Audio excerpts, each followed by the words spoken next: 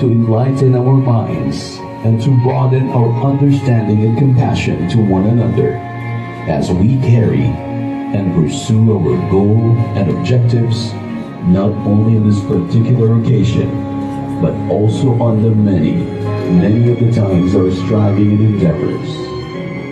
Please, Almighty God, elevate our spirits and fortify our steps as we seek, keep, and edify our fraternity ever one and whole, and as we strive perseveringly to enhance and strengthen our national brotherhood.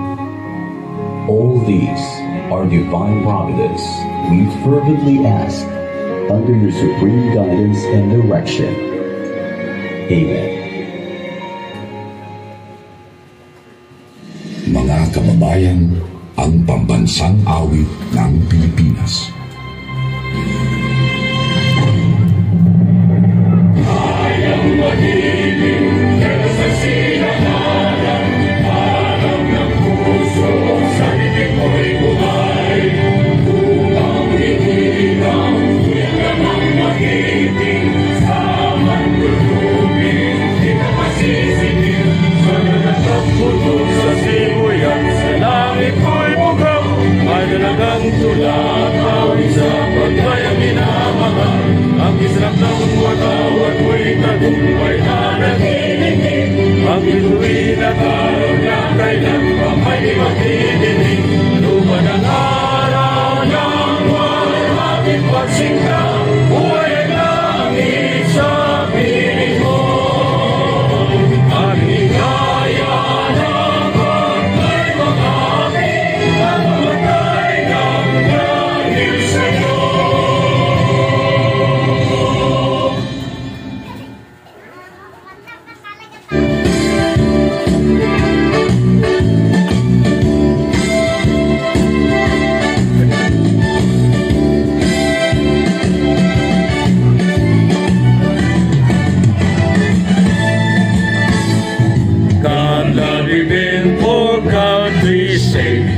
Open mind and energy, we dedicate fraternal love just for the good of all humanity.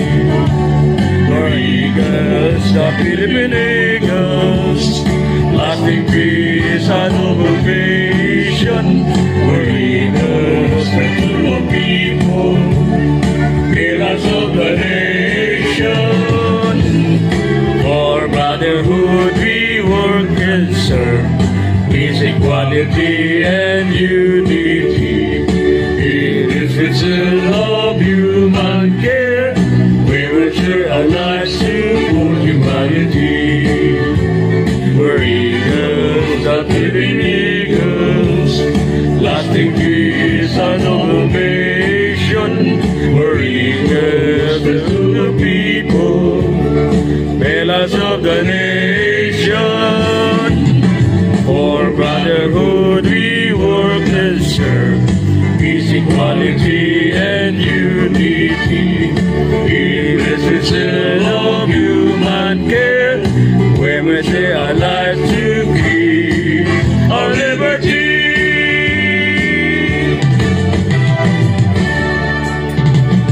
Mabuhay ang Agila! Mabuhay!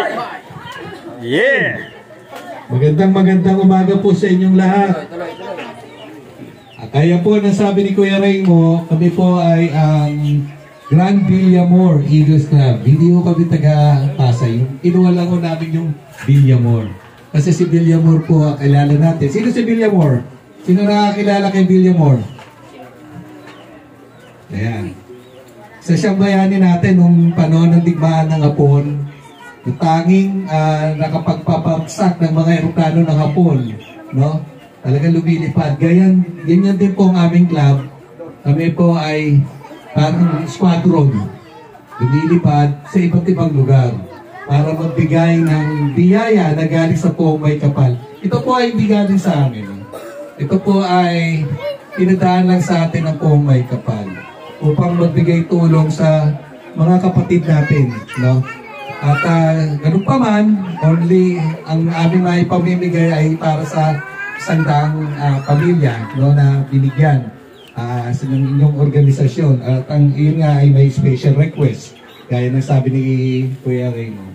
Now, paintulutan nyo po, ako po yung nagkataon na presidente. Pero papakilala ko ang kabuuan, unang-una, si Kuya Raymo, ang aming treasurer, at ang chairman po ng aming membership committee, ang aming assemblyman at ang grievance and tribunal chairman, si Kuya Noel, ang aming alalayan chair, no? At assemblyman din, si Kuya Engel, at ang aming mga kasama, sila Kuya Erwin, si Kuya Alan po, ang aming protocol officer, taga dito rin po yan.